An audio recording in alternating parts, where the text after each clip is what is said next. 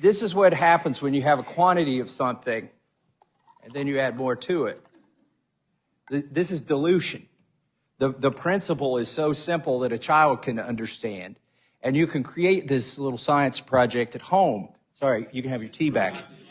Okay. But the principle is called dilution. And when you print $5 trillion and you put it into the economy, you have diluted the value of the money. So for instance, if you had a minimum wage at some amount and somebody was making minimum wage and they were still making minimum wage after this money was printed, they actually are making considerably less in terms of real dollars. It's dilution. So the $5 trillion that we printed, I would argue, is the primary source of inflation. You know, we can say, well, eggs went up because feed went up, fuel went up because there's a war in Ukraine. You can find a lot of excuses for various different industries.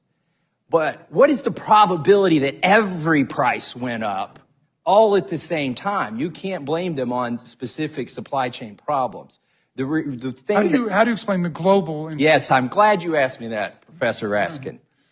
Because they did the same thing in Europe. They did this everywhere.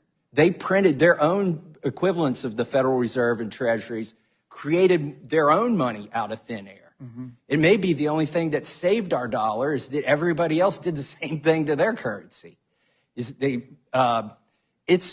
And so the question is, right now we're coming up on the debt limit.